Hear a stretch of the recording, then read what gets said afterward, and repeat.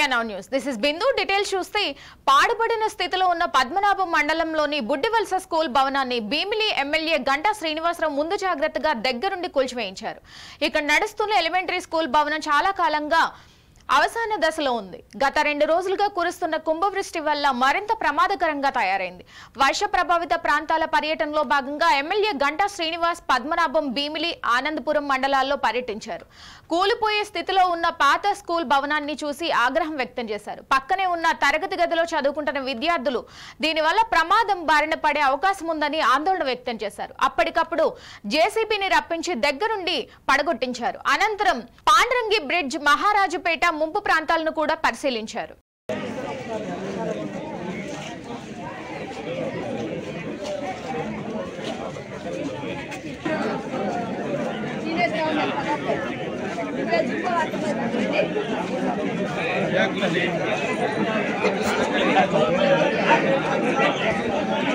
లాడుకుంటే ఎవడు 100 సంవత్సరాలు 100 సంవత్సరాలు మేము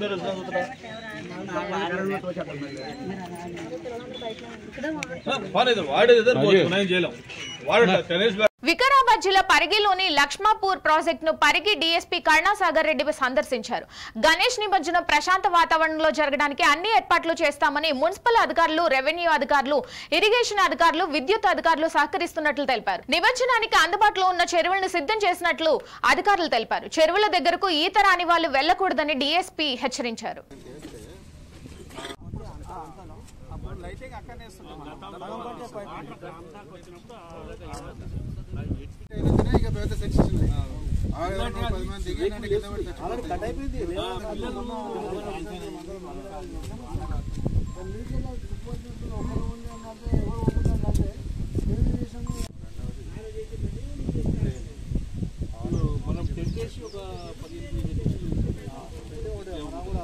నిర్మల్ జిల్లా బాసర మండల కేంద్రంలోని పలు అభివృద్ధి పనుల కోసం 12 లక్షల నిధులు మంజూరైనట్లు మాజీ ఎమ్మెల్యే విఠల్ రెడ్డి తెలిపారు.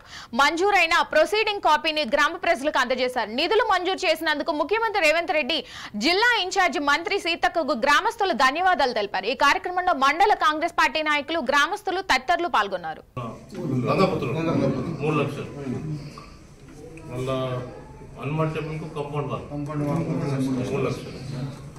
माइनॉरिटी कम्युनिटी और बासर शारदा नगर में 3 लाख बाद में तुम्हारे ये शादी करना कर रहे ना कुछ काम है ना उसके वास्ते 3 लाख रिजल्यूशन తీసుకొని అగ్రిమెంట్ చేసుకొని అప్పుడు పని చేస్తే బిల్డ్ కార్డు చేస్తాం. చిత్తూరు జిల్లా కాంగ్రెస్ పార్టీ అధ్యక్షులుగా భాస్కర్, నగర కమిటీ అధ్యక్షులుగా టిక్కీ రాయల్ ను నియమిస్తున్నట్లుగా కాంగ్రెస్ పార్టీ రాష్ట్ర వర్కింగ్ ప్రెసిడెంట్ తులసిరెడ్డి తెలిపారు. రాష్ట్ర అధ్యక్షురాలు వైఎస్ షర్మిల జిల్లా అధ్యక్షులుగా భాస్కర్ ను, నగర కమిటీ అధ్యక్షులుగా టిక్కీ రాయల్ ను నియమించారని తెలిపారు. ఈ నేపథ్యంలో వారికి పార్టీ కండువా కప్పి శుభాకాంక్షలు తెలిపారు. సుదీర్ఘ చరిత్ర ఉన్న పార్టీ కాంగ్రెస్ పార్టీ అని, భవిష్యత్తులో కాంగ్రెస్ పార్టీ అత్యధిక మెజార్టీతో గెలుపొంది రాహుల్ గాంధీని ప్రధానమంత్రిని చేయడమే లక్ష్యమన్నారు. క్షేత్రస్థాయిలో పార్టీ బలోపేతానికి కృషి చేస్తానని నూతన జిల్లా అధ్యక్షుడు భాస్కర్, నగర కమిటీ అధ్యక్షుడు టిక్కీ రాయల్ తెలిపారు. ఈ కార్యక్రమంలో కాంగ్రెస్ నాయకులు పాల్గొన్నారు.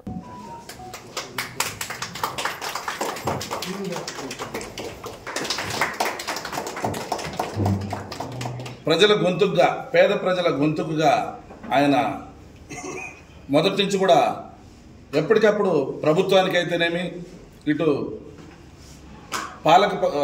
అలాగే స్థానికంగా ఉన్నటువంటి ప్రజాప్రతినిధులను మేల్కొల్పుతూ ప్రజా సమస్యలను నిత్యం వారి ముందు ఉంచుతూ ఆ ప్రజా సమస్యల పరిష్కార దిశగా మమ్మల్ని అందరినీ కూడా మేల్కొల్పుతూ కాంగ్రెస్ పార్టీ అభ్యున్నతికి అహర్నిశలు పాటుపడుతున్నటువంటి మా నాయకుడు డాక్టర్ నర్రెడ్డి తులసిరెడ్డి గారికి ప్రత్యేక చిత్తూరు జిల్లా కమిటీ తరఫున, అలాగే అందరి తరఫున మేము వారికి స్వాగతం తెలియజేస్తా ఉన్నాం. వీరి అధ్యక్షతన రాబో రోజుల్లో అటు చిత్తూరు జిల్లాలో, ఇటు చిత్తూరు నగరంలో కాంగ్రెస్ పార్టీ మరింత బలోపేతమవుతుందని చెప్పేసి ఆశాభావం వ్యక్తం చేస్తున్నాను. ఇప్పటికీ ఫిలప్ చేసింది 10% పదవులు మాత్రమే. Only PCC vice presidents, PCC general secretaries, జిల్లా అధ్యక్షులు, నగరాధ్యక్షులే. ఇంకా చాలా సంస్థాగత పోస్టులు చాలా ఉన్నాయి. రాష్ట్ర స్థాయిలో ఈ యొక్క పొలిటికల్ అఫైర్స్ కమిటీ ఉంది, తర్వాత వచ్చేసి స్టేట్ కోఆర్డినేషన్ కమిటీ, అదేవిధంగా డిస్ట్రిక్ట్ లెవెల్ అనుబంధ విభాగాల రాష్ట్ర 90% ఉన్నాయి. గణేష్ నిమజ్జనం ఏర్పాట్ల పరిశీలనలో భాగంగా రాచకొండ సిపి సుధీర్ బాబు సరూర్ నగర్ చెరువును సందర్శించారు. అనంతరం అధికారులతో మాట్లాడి వారికి దిశానిర్దేశం చేశారు. ప్రతి సంవత్సరం లాగే ఈ సంవత్సరం కూడా రాచకొండ పరిధిలో గణేష్ నవరాత్రి ఉత్సవాలు సజావుగా సాగేలా అన్ని రకాల చర్యలు తీసుకుంటున్నామన్నారు.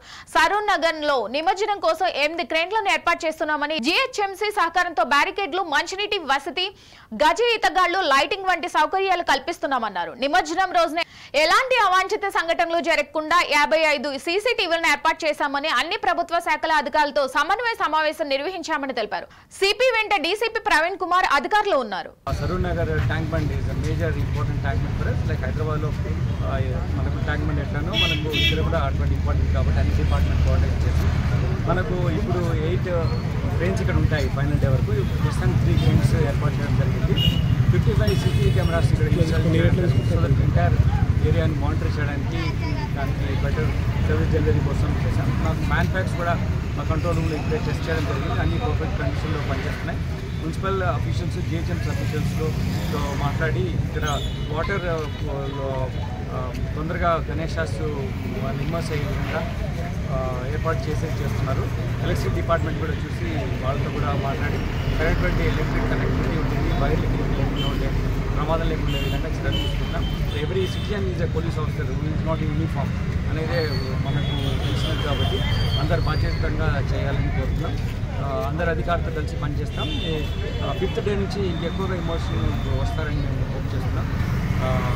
ఇంటర్ డిపార్ట్మెంట్ కోఆర్డినేషన్ కంటిన్యూస్గా ఉంటుంది. మా control room, other department control room ఉంది. మాకు ఒక వికెట్ కూడా ఉంది, చెక్ పోస్ట్ ఉంది, మా ఆఫీస్ కూడా ఉంది, ఒకటి సబ్ కంట్రోల్ లాంటి ఆఫీసర్ ఉంది. రెగ్యులర్ ఇంటరాక్షన్లో ఉంటాం. మేఘాద్రిగడ్డ రిజర్వాయర్ పరివాహక ప్రాంతంలోని ప్రజలు ఆందోళన చెందనవసరం లేదని, పరిస్థితి అదుపులోనే ఉందని విశాఖ జిల్లా కలెక్టర్ హరేంద్ర ప్రసాద్ పేర్కొన్నారు. ఎడతెరిపి లేకుండా కురుస్తున్న వర్షాలతో పెందుర్తి మండలంలోని మేఘాద్రిగడ్డ రిజర్వాయర్ స్థితిగతులను విశాఖ పశ్చిమ ఎమ్మెల్యే గణబాబుతో కలిసి జిల్లా కలెక్టర్ పరిశీలించారు. అనంతరం రిజర్వాయర్ పరివాహక ప్రాంతాలు గోపాలపట్నంలోని పలు ప్రాంతాలను సందర్శించారు.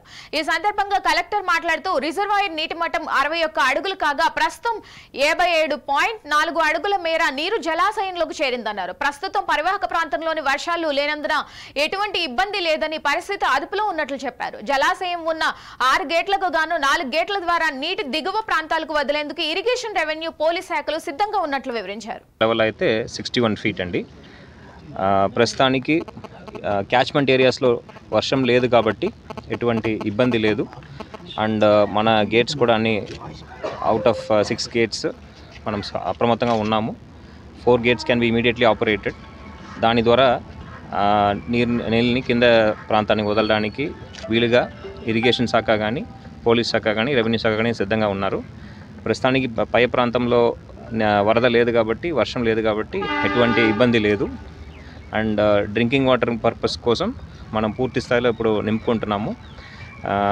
ఈ రాబోయే కాలంలో మంచినీరు సరఫరాకి ఇది తప్పకుండా పనికి వస్తుంది. విజిటర్స్ అందరూ కూడా ఎవరు రావద్దని, ఇక్కడ ఈ ప్రాంతంలో స్విమ్మింగ్కి వెంచర్ కావద్దని ఈ సందర్భంగా తెలియజేస్తున్నాను. ఎందుకంటే వాటర్ లెవెల్ ఎక్కువ ఉంది కాబట్టి ప్రమాదం జరిగే అవకాశం ఉంది కాబట్టి చిన్నపిల్లలు కానీ, పెద్దలు కానీ ఈ వర్షాకాలంలో ఈత కోసం ఈ రిజర్వాయర్కి రావద్దని ఈ సందర్భంగా అందరికీ తెలియజేస్తున్నాను. నిర్మల్ జిల్లా కొండల్లోని శాంతినికేతన్ విద్యా నిలయంలో తెలంగాణ భాషా దినోత్సవాన్ని ఘనంగా నిర్వహించారు.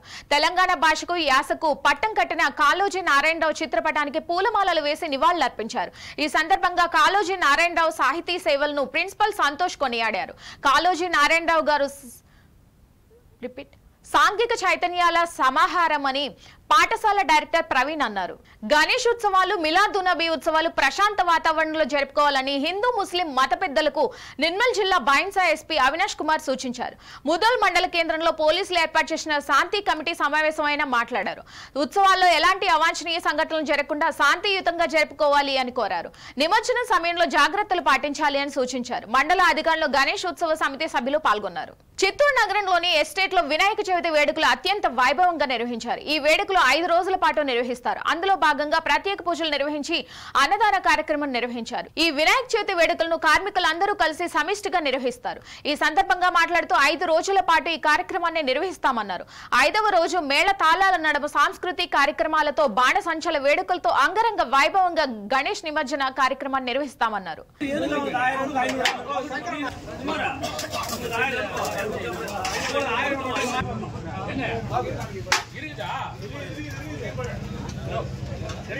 ప్రతి సంవత్సరం మేము ఆటోనగర్ కార్మికులు అందరూ కలిసి అందరూ గ్రాండ్గా చేస్తాము. కార్మికులు ఒకటిగా చేరి చేసే ఫంక్షన్ ఇది. 7వ తేదీ వినాయకమూర్తికి అన్ని అభిషేకాలు అన్ని అలంకారం అన్నీ చేసి అర్చన చేసి తరదీసినాము.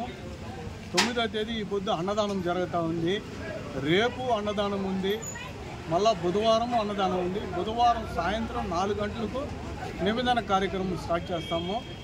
ఇది మాకు ఆటోనగర్లో ముఖ్యమైన ఇది ఫంక్షన్. ఇది ప్రతి సంవత్సరము వదలకుండా ఖచ్చితంగా వినాయక చవితి ఫంక్షన్ చేస్తాము. ఇవి బులెటిన్లోని అప్డేట్స్. మరిన్ని అప్డేట్స్ కోసం చూస్తూనే ఉండండి India now, reflection of truth.